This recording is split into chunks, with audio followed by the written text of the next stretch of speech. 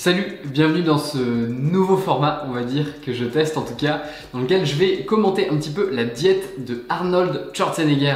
Il y a une vidéo qui a été faite sur la chaîne YouTube de Men's Health et où il nous montre un petit peu sa diète au quotidien, qu'est-ce qu'il a dans son frigo, ça s'appelle Gym and Fridge. Et je te propose de passer un petit peu en revue donc, sa diète actuelle et te faire un petit peu des retours sur mon avis là-dessus. Alors moi je suis un très gros admirateur d'Arnold Schwarzenegger, que ce soit pour son parcours de vie, la détermination dont il a fait preuve, aussi au niveau entrepreneurial. C'est vraiment quelqu'un que j'admire beaucoup. Cela dit, on est sur une thématique qui m'est assez chère, donc a priori je ne vais pas être biaisé et je vais tenter d'être le plus critique possible par rapport à son régime. Et par critique, je ne veux pas dire qu'il faut absolument que je descende sa méthode et son alimentation, pas du tout, mais simplement voilà, avoir un peu de recul et ne pas prendre ce qu'il dit pour la sainte parole entre guillemets et avoir un œil analytique derrière ça. Si tu es nouveau sur cette chaîne, salut, moi c'est Clément, je parle de nutrition et d'hygiène de vie dans le but de maximiser ton énergie au service de tes projets, qu'ils soient professionnels ou personnels. Sur ce, je te propose d'attaquer maintenant la diète de Schwarzenegger. Hey Arnie, we're here to see your gym and fridge.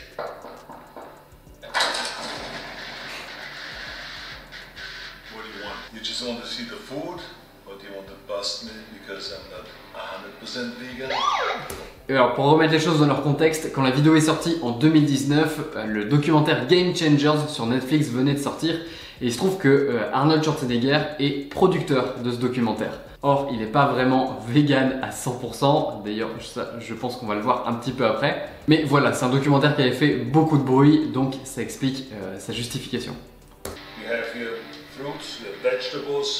Alors ça déjà c'est un bon point, beaucoup de régimes de bros comme on dit dans le fitness. Les bros ce sont ceux qui se concentrent sur juste les protéines, les calories, donc ce qu'on appelle les macronutriments, qui vont manger essentiellement des céréales et des protéines et c'est à peu près tout. Le problème c'est que ça manque beaucoup de fruits et légumes et il y a plusieurs risques liés à ça. Le premier c'est déjà des grosses carences en micronutriments qu'on trouvera de toute façon que dans les fruits et légumes, ou très principalement en tout cas dans les fruits et légumes, et également le problème de la satiété. Si par exemple tu souhaites perdre du poids, les fruits et légumes c'est un très bon moyen d'avoir, notamment grâce aux fibres, d'avoir un vrai sentiment de satiété sans faire exploser le compteur de calories. One of my favorite things that when it gets hot, I have watermelons, cut up watermelons. En revanche là juste, je comprends pas moi j'aime tous les aliments, j'aime tout. Par contre, la pastèque et le melon, c'est vraiment un truc que je peux pas. Je trouve que c'est un fruit qui n'a pas d'intérêt. Voilà. Si tu me comprends, dis-le moi en commentaire. Montre-moi un petit peu de soutien. Tout le monde me prend pour un fou quand je dis ça, mais je trouve que c'est juste de l'eau, ça n'a pas de goût. Et surtout qu'en termes de volume, de satiété et de nutrition par rapport au peu de calories qu'il y a dedans, les baies et notamment les fraises sont un bien meilleur choix. Et entre les fraises et la pastèque, en plus c'est la même saison. Pour moi, il n'y a pas photo. Voilà. Donc, mets-moi en commentaire si c'est plutôt team fraise ou team pastèque. Team fraise, je suis avec vous. You want to see how protein is made? There's nothing special about it. I just put in a little bit of this almond milk. Not much, just a little bit. And also for muscle soreness and sometimes bone soreness. Ouais, alors les jus de fruits pour aider les inflammations et les douleurs aux articulations, ça, je demande à voir. And I do it always with clean hands, where I touch every dumbbell and barbell machine that other people have already touched. But it's just to get the immune system going and to really always feel like that. Toujours plus badass. Alors surtout en ce moment, évite de faire ça, ne serait-ce que pour la situation sanitaire évidemment. En théorie, effectivement, s'exposer à des microbes à droite à gauche, ça aide le système immunitaire, mais là, vraiment, c'est d'utilité publique, ne fais pas ça. Now there's an egg, a raw egg to be put in there. Well, actually, I like to put it down. Badass, Terminator. Alors, deux choses à dire à ça. Alors déjà, pour le calcium, le fait de mettre effectivement les coquilles d'œufs, si là il le fait d'une manière un peu théâtrale, bah ça c'est vrai, c'est une vraie bonne supplémentation en calcium. Donc si jamais par exemple tu ne digères pas les produits laitiers mais tu as peur de manquer de calcium, et ben moudre de la coquille d'œuf, c'est un super moyen, ou simplement mettre en fait la coquille d'œuf dans tes shakers, c'est un super moyen d'avoir un supplément en calcium. En revanche, C'est vrai qu'on a cette image du bodybuilder un peu badass qui prend des œufs crus. Alors il faut savoir que l'absorption des œufs est bien meilleure. Je crois que c'est 50% en tout. Tu as 50% de digestibilité en plus des protéines lorsque l'œuf est cuit. Donc effectivement, l'œuf cru, ça fait badass, mais c'est juste un gaspillage de nutriments. I sometimes put in the schnapps. I sometimes put in the tequila. So it just gives it a little extra flavor. Bon, ça je pense que c'est surtout pour le personnage. Aussi, je me permets de préciser, donc c'est du lait d'amande qu'il a mis, il a mis un œuf. Donc je pense qu'on ne voit pas tout et qu'ils ont peut-être sauté des étapes, du coup on voit pas forcément tous les ingrédients. Mais s'il y a effectivement mis qu'un seul œuf dans sa boisson, c'est pas du tout optimal pour le coup, parce qu'il y a ce qu'on appelle le seuil de leucine qui est une quantité minimum, pour faire simple. Dans la pratique, c'est une quantité minimum de protéines à ingérer à chaque repas pour déclencher la synthèse musculaire. Donc là en l'occurrence il met qu'un seul œuf. Vu son gabarit, je pense pas que ce soit suffisant. I was not always health conscious because when I was young, you get away with a lot of things, a little bit from that. And now I eat more, like oatmeals and greens and vegetables. Alors ça c'est vraiment top pour le coup, déjà de reconnaître qu'effectivement avant il y avait ce régime un peu de bro comme je te disais tout à l'heure, c'est pas forcément la meilleure approche pour la santé au long terme, et effectivement avoir beaucoup de produits non transformés et de fruits et légumes dans ta diète, ça devrait déjà être une sacrée priorité. Away more from meats and more from animal products, animal proteins, because there was this misconception it's the only way you get big and strong.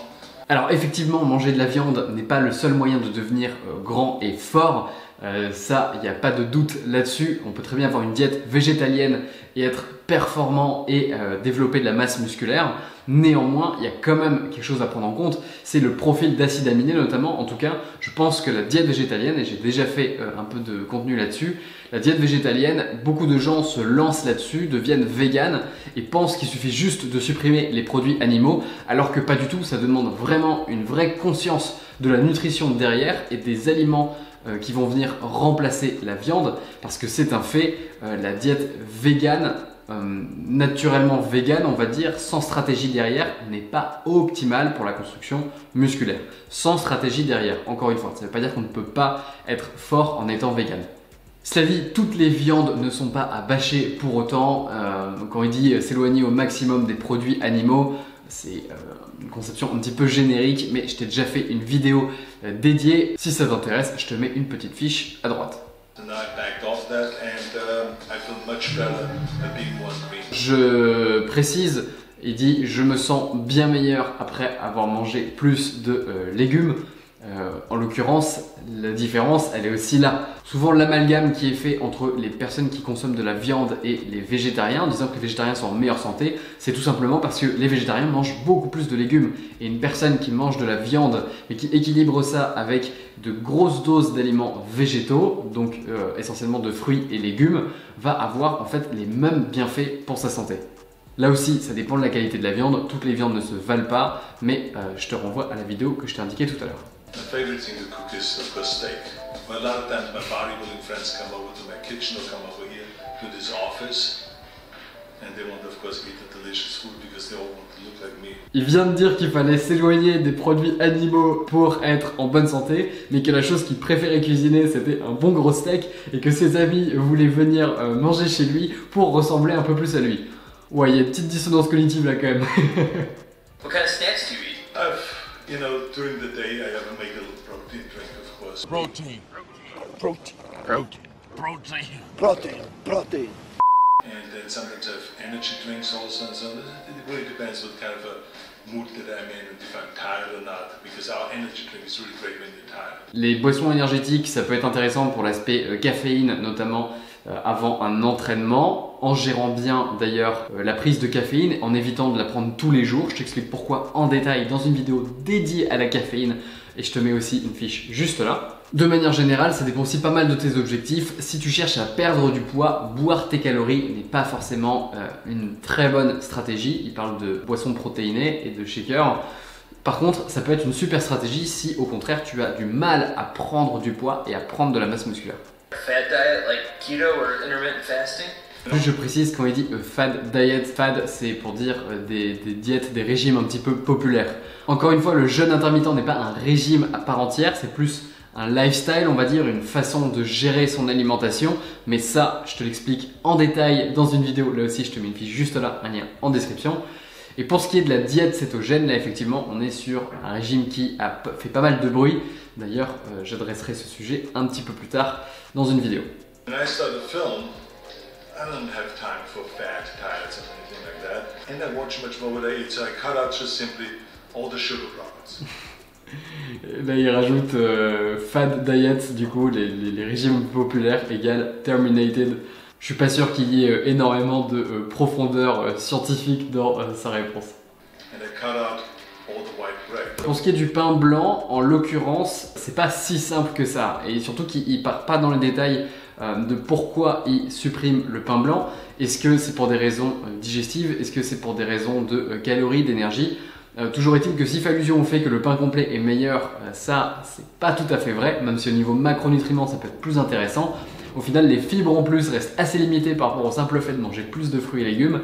Et le fait d'avoir l'enveloppe de la céréale dedans, ça fait aussi qu'il y a plus d'antinutriments, ce qui peut poser des problèmes digestifs. Do you take any supplements? Yeah, I take supplements, I take multivitamins, and take everything that the body needs. But like I said, called supplements, the supplement of what you eat. Il dit effectivement qu'il prend des compléments alimentaires, mais qu'ils portent très bien leur nom, parce qu'ils sont là pour complémenter une bonne alimentation et pas pour la remplacer. Et ça, c'est un très très bon conseil pour le coup.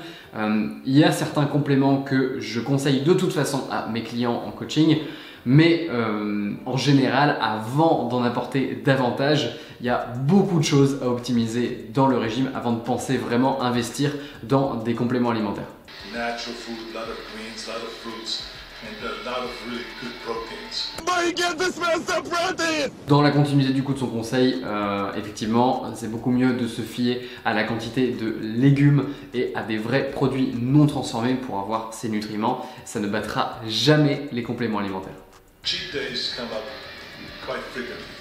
I just remember that even 3 days before the Mr. Olympia competition in 1970, after training, we would go to the house of pies.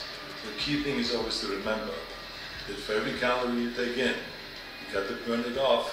Là, on lui demande s'il fait de temps en temps ce qu'on appelle des cheat days, donc des jours où en fait on peut manger un petit peu ce qu'on veut et se faire plaisir. Il explique que quelles que soient les calories que tu prends, il faut que tu sois en mesure de la brûler. Et ça, c'est un bon et un mauvais conseil à la fois. Effectivement, si tu as un style de vie très sédentaire, etc., il y a des chances pour que tu puisses moins te permettre ce genre d'écart, parce que tu vas brûler moins de calories. Et en même temps, il y a une certaine limite à ce que ton corps va être capable de brûler dans l'effort. Et c'est beaucoup plus facile de faire attention à ce que tu manges et aux calories qui rentrent que de faire attention aux calories qui sortent. Parce qu'au final, si tu pars faire un footing par exemple de 5 km pendant 30 minutes, disons, eh ben, tu vas brûler aux alentours de 300 calories. 300 calories en une pinte de bière, c'est réglé. Donc voilà, c'est plus facile de juste pas boire la pinte de bière. Voilà, c'est tout pour la diète d'Arnold Schwarzenegger. J'espère que ce format t'a plu. C'est une expérience, quelque chose d'un petit peu plus relax. Voilà, si ça te plaît en tout cas, dis-le moi en commentaire et mets un pouce bleu pour voir si c'est le genre de format que tu veux revoir par la suite. Pour le reste, je te dis à très vite pour des prochaines vidéos. D'ici là, prends soin de toi. Ton corps te remerciera.